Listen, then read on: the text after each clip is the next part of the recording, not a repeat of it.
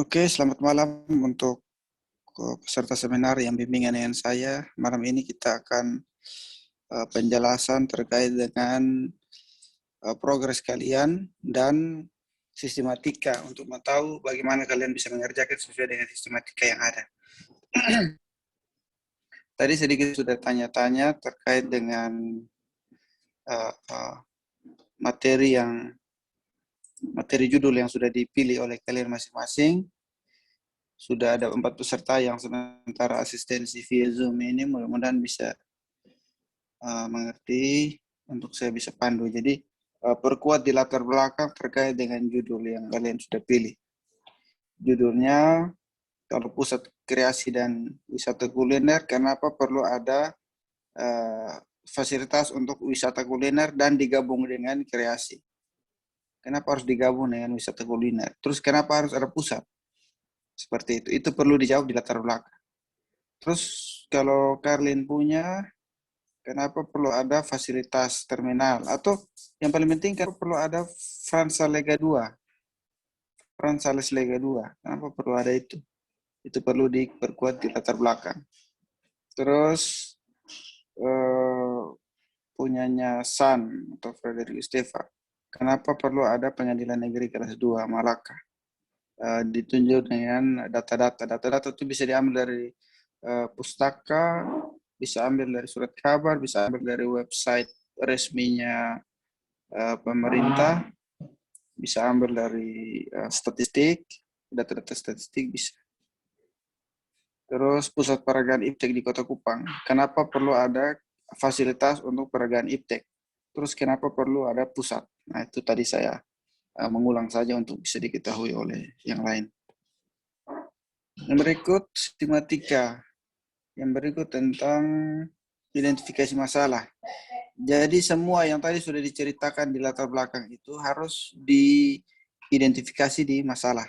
Otomatis di latar belakang itu ada kenapa judul itu penting, terus masalahnya apa, terus potensinya apa. Setelah itu kenapa memilih tema yang dipilih. Contoh kayak tema arsitektur modern, tema arsitektur hijau, tema arsitektur berkelanjutan. Kenapa memilih tema itu? Itu dijawab dengan paragraf-paragraf yang ada di latar belakang. Seperti itu. Nah, ketika sudah omong tentang masalah dan potensi, maka akan muncul di identifikasi masalah. Jadi identifikasi masalah ini tidak tiba-tiba muncul, tetapi ditarik dari masalah. Ditarik dari latar belakang yang ada. Setelah itu, setelah ditulis identifikasi masalah itu 1, 2, 3, 4, 5, banyak-banyak, masalah jangan lupa ya, masalah arsitektural. Bukan masalah tentang kekerasan, bukan masalah sosial, bukan masalah hukum, tapi masalah arsitektural. Nah, setelah masalah arsitektural terkait dengan judul itu sudah disebutkan di identifikasi masalah, baru merangkum semuanya di dalam rumusan masalah. Nah, setelah sudah terangkum di rumusan masalah, baru dilanjutkan sudah. Dari masalah yang ada nih, saya mau membuat kajian konseptual agar tujuannya apa, untuk mencapai tujuan itu apa sasaran-sasaran yang perlu dilakukannya apa. Dalam mencapai tujuan dan sasaran itu harus fokus. Untuk itu perlu ada lingkup dan batasan. Oh, batasannya hanya di lokasi ini. Lingkupnya hanya omong tentang apa. Seperti itu. Nah, anggapan dasar ini bisa ada, bisa tidak. Mungkin hanya untuk memperkuat ini latar belakang. Anggapan dasar ini mungkin dia semacam hipotesis. Hipotesis itu sebuah dugaan awal untuk dipakai untuk membuktikan dalam proses analisis selanjutnya. Setelah itu baru sistematika penulisan. Jangan lupa sistematika penulisan itu harus sama dengan daftar isi, urutan-urutannya. Jangan di bab 2 itu tinjauan pustaka, tapi di sistematika tulis kajian pustaka. Itu kadang-kadang bisa salah di situ. Itu sesuaikan. Oke, yang berikut bab 2 ya. Nama judul ini isinya tentang pengertian. Pengertian judul mulai dari kajian konseptual itu apa, ini kalau ini apa, judul tentang pengadilan itu apa, pengadilan tinggi itu apa, terus pengadilan tinggi kelas 2 itu apa, terus Malaka itu apa dan sebagainya. Jadi kata-kata yang ada di judul itu yang ditulis pengertiannya, bukan menjelaskan secara umum ya, secara keseluruhan, tidak. Baru menulis tentang pengertian. Setelah itu di bagian interpretasi judul baru mulai menjelaskan panjang dan lebar terkait dengan objek. Setelah itu baru mulai dengan pemahaman tema. Pemahaman tema itu yang paling penting adalah menjelaskan apa itu prinsip-prinsipnya. Prinsip dari tema yang kalian gunakan.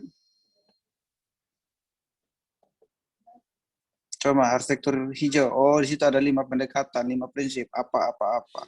Kalau transformasi arsitektur vernakular, temanya atau prinsipnya ada 5. Substitusi, exagerasi, eliminasi, yang lain nanti tinggal disesuaikan. Terus prinsip-prinsip ini harus ada gambar-gambarnya. Gambar-gambarnya. Setelah itu baru untuk membuat agar objek itu sudah punya gambaran, kalian sudah punya gambar, maka adanya subjek untuk studi banding objek sejenis. Ini bisa ambil judul yang sama atau fungsi yang sama. Terus bisa juga ambil yang tema yang sama, fungsi berbeda tapi temanya sama.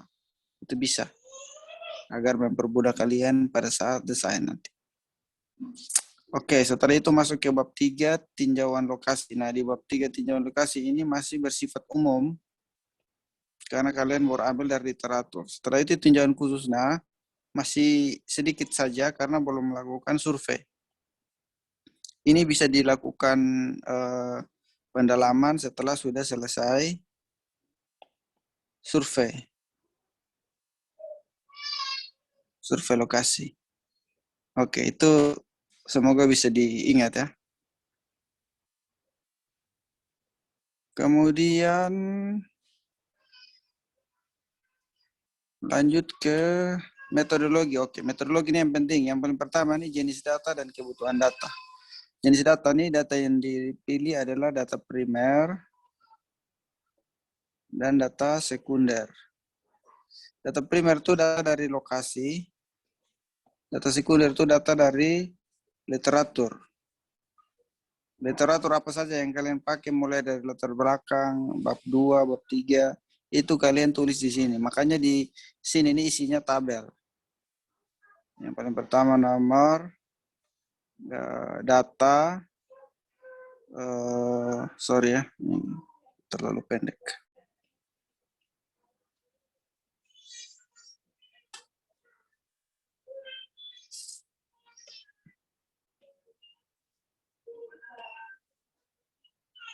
Yang pertama nomor, terus kebutuhan data, terus metode, terus instrumen atau alat ya. Alat, dan yang paling terakhir kebutuhan untuk analisa. Nah, ini pembagian tabelnya seperti itu. Nah, mulai dari data primer, tabel sendiri, data sekunder, tabel sendiri.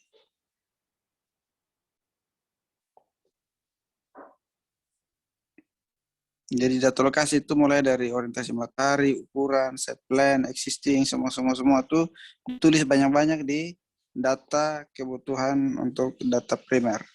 Setelah itu data sekunder juga, literatur apa saja yang kalian rencanakan mau cari, silakan tulis di situ. Jadi ini tabel sendiri, yang ini juga tabel sendiri. Setelah itu baru kalian mulai masuk ke teknik pengumpulan. Teknik pengumpulannya seperti apa? Kalian lakukan, dan teknik analisa. Teknik analisa ini bisa kalian buat bagan. Oh, ini data begini, diturun seperti ini. Analisanya nanti sesuaikan dengan tema. Contoh ini analisa itu ada yang namanya kualitatif dan analisa kuantitatif. Kualitatif itu hal-hal yang bersifat kualitas ya, psikologis. Dan kuantitatif itu hal-hal yang dapat terukur. Ukuran site, jumlah pengunjung, jumlah pegawai kantor, itu semua ada di data kuantitatif. Sedangkan yang kualitatif itu data-data psikologis, mulai dari kenyamanan, rasa, visual, dan sebagainya. Oke, itu tentang analisa. Setelah itu jadwal. Nah, kalau untuk jadwal kalian sesuaikan dengan mulai menulis judul itu kapan. Ketika mulai menulis judul di Maret, mulai susun dari Maret. Ini Maret, April, Mei, Juni, Juli. Sesuaikan. Kalau memang kalian punya kalender akademik itu, sampai di situ kalian tulis. Ini judul, ini proposal, ini penelitian, ini laporan atau makalah, makalah. Nah, tulis, judul tuh Maret, proposal April sampai Mei kedua, survei Mei, makalah, makalah mungkin di Juni sampai akhir. Seperti itu. Biaya kalian tinggal sesuaikan, kebutuhan apa saja, transportasi, pembelian alat, kebutuhan pembuatan makalah dan sebagainya, kalkulasi berapa rupiah. Organisasinya kalian dan dosen pembimbing kalian. Bukan dosen penasihat akademik, ya beda. Dosen pembimbing 1, pembimbing 2, dan kalian. Itu saja. Sampai di situ bisa dipahami ya? Bisa, Pak. Bisa. Bisa, Pak. Oke, baik. Kurang lebih seperti itu.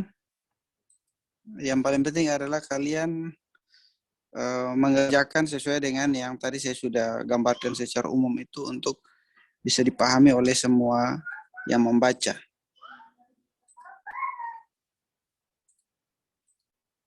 Jadi kalau kajian konseptual, pusat kreativitas, dan wisata kuliner. Yang paling pertama, kenapa wisata kuliner itu digabung dengan kreativitas. Terus kenapa dia harus menjadi satu fasilitas. Terus kenapa harus ada pusat. Nah, itu hal-hal yang penting. Setelah itu tentang lokasi, kenapa memilih lokasi di situ. Setelah itu fasilitas terminal penumpang bandar udara Frans Sales Lega. Kenapa harus ada bandar udara Frans Sales Lega 2? Kan sudah ada Frans Sales Lega 1. Terus kenapa lokasinya di situ? Itu nanti ditambahkan di latar belakang. Oke. Kantor pengadilan dan pusat peragaan iptek tadi saya sudah jelaskan. Semoga bisa dimengerti ya. Sampai di tahapan ini ada yang mau bertanya, silakan untuk menggali lebih dalam lagi apa yang saya sampaikan.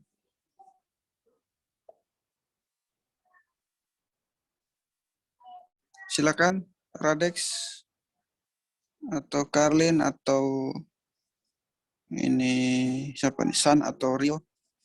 Silakan mau bertanya apa, silakan.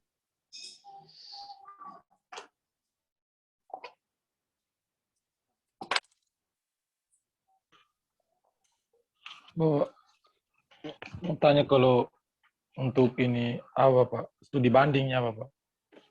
Ya, silakan. Kalau ada dia punya maksimalnya apa Pak atau?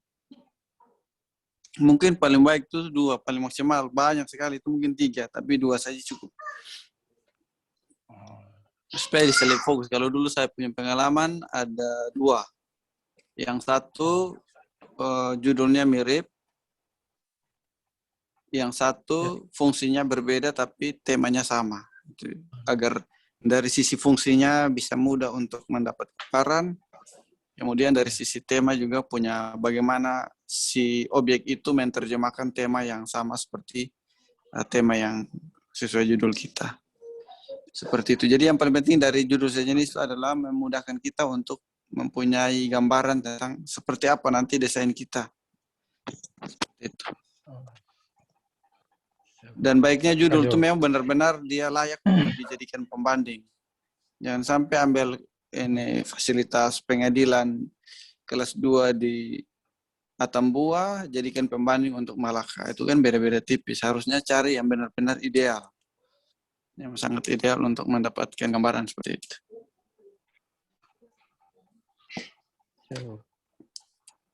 Oke.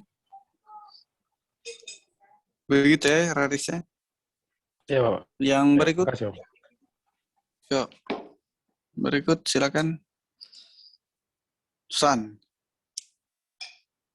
ini Bapak makanya tentara makanya. Ada judul yang pengadilan. Jaksa makanya itu apa? Oke. Kalau tidak ada pertanyaan, Karlin atau Rio?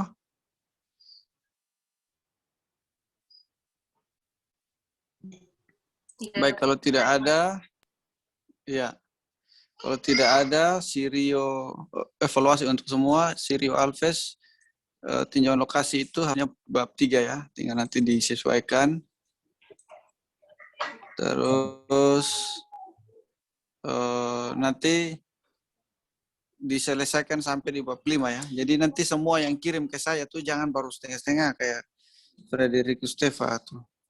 Harus paksa dulu semua selesai baru kirim. Salah atau benar itu urusan nanti, yang penting kalian jalan dulu. Kenapa seperti itu? Agar lebih cepat. Jadi saya ekstensinya lebih mudah secara menyeluruh. Jangan sampai baru kirim bab 1, saya kirim lagi, perbaiki bab 1, ulang lagi, bab 2, 3, nanti lama. Jadi kalian judul sudah selesai, sudah tuntas penjelasan seperti yang tadi, lanjutkan sampai bab 5. Kalau bab 4 dan bab 5 itu tidak terlalu bab 5 saja. Bab 5 itu tidak terlalu rumit. Bab 3 juga tidak terlalu rumit karena baru sifatnya umum. Yang paling fokus itu di bab 1, bab 2, dan bab berapa tuh metodologi, bab 4. Itu yang paling penting. Bab 3 yang tentang lokasi kan masih umum tuh. Kalian bisa ambil saja dari internet. Terus kalau bab 5 kan kalian bisa karang-karang toh.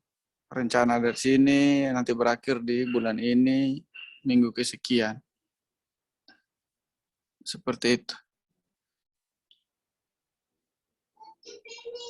Saya buka WA, mudah-mudahan masih ada.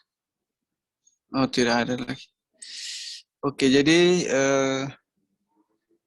sesuai dengan data yang ada di Pak Robert kasih itu, minggu ke-2 Mei itu sudah seminar proposal. Itu jangan lupa ya untuk 6 peserta ini. Minggu ke-2 Mei itu artinya minggu depan. Kalau sesuai jadwal yang Pak Robert kasih ke kami dosen-dosen untuk menjadi panduan, itu harusnya minggu depan sudah mulai seminar proposal. Jadi 1-2 hari ke depan ini segera selesaikan dan kirim supaya saya masih bisa asistensi 1 atau 2 kali baru kalian naik ujian. Dan sampai masih mentah, terus nanti Pak Robert tanya, ini Pak Budi ini kemana bimbingan dong? Supaya kita juga kawal kalian waktu ujian seminar juga enak. Dan ketika kalian bisa mengerjakan dengan baik, nilai UTS kalian juga pasti baik karena ujian seminar itu ada di UTS, nilai UTS. Setelah itu kalian survei lokasi, setelah survei lokasi lanjut di penyusunan makalah. Jadi ending dari seminar adalah makalah ya, jangan berpikir hanya proposal kayak semester-semester yang kemarin. Itu akhirnya mereka kesulitan di tugas akhir. Sesuai pengalaman yang saya bimbing beberapa kali lalu itu, kalau seminar hancur, tugas akhir juga hancur. Jadi kalau mau seminarnya lancar, tugas akhirnya menyenangkan, tuntaskan semua hal di seminar yang menyangkut dengan makalah. Mulai dari bab 1, bab 2, bab 3, bab 4. Paling penting itu nanti setelah kalian survei lokasi, membuat analisa. Itu yang paling penting di situ. Jadi percepat kerja proposal, 1-2 hari ini kirim. Nanti saya kirim kembali setelah saya sudah coret-coret dan asistensi. Setelah itu kalian perbaiki lagi, saya kirim lagi ke saya, baru minggu depan saya kirim untuk kalian perbaikan naik ujian. Oke, itu dari saya. Terus yang berikut tentang apa ya tadi saya pikir, kartu asistensi. Setelah ini kalian berempat ini kirim ke saya Japri WA kartu asistensi, karena yang malam ini kita lakukan adalah asistensi. Jadi semua yang tadi saya jelaskan nanti saya tulis di kartu asistensi itu untuk saya kirim ke kalian bahwa Rian Raring sudah 1 kali asistensi dengan saya, Frederico Steva sudah 1 kali asistensi dengan saya, Karlin Tombor sudah 2 kali, Rio Alves sudah 2 kali. Jadi kalau Pak Robert tanya sudah asistensi dengan Pak Budi, sudah. Berapa kali? 1 kali. Ayo baru 1 kali, cepat lagi tambah 1 atau 2. Minimal sudah 2-3 kali baru naik ujian. Jangan sampai tidak pernah asistensi terus tiba-tiba naik ujian, itu kita langsung batal. Jadi saya pikir itu harus dimengerti dengan baik agar bisa kerja dengan lancar. Oke, sampai di sini masih ada pertanyaan silakan. Kalau tidak ada kita sudahi untuk kalian bisa lanjut istirahat, lanjut kerja untuk tahapan selanjutnya. Silakan.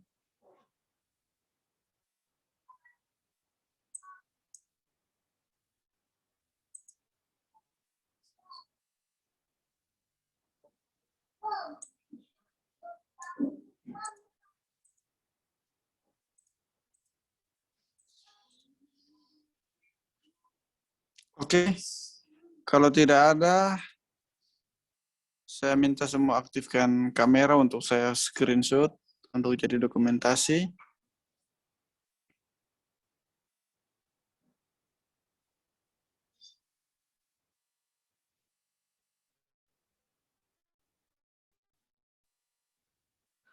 Oke, silakan Radex aktifkan kamera supaya saya dokumentasi sekalian jadi bukti asistensi. Kamera aman kok, Radex?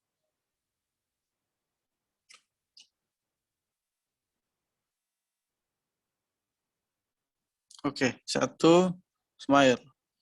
2, 3. Oke, sip. Sukses untuk kalian, sukses untuk semua. Nanti video ini saya upload lagi untuk, oh ya, sorry, Radex baru bisa aktif. Ulang 1 kali lagi, mana Radex tadi? Biar sulit-sulit juga tidak apa-apa. Jempol dulu, jempol. Jaringan paras kau bukan? Oh, oke, mantap. Buka segar, begitu bagus. Semangat. 1, jempol dulu semua. 1, 2, San, jempol dulu, San. 1, 2, 3. Oke, sip. Jempol itu artinya optimis. Jadi kalian selesaikan kalian punya proposal. Kalian semua sudah ada di tahapan terakhir kuliah di Unwira, arsitektur Unwira ini, jadi manfaatkan ini waktu dengan baik agar happy ending. Begitu ya. Sukses untuk semua, Tuhan memberkati.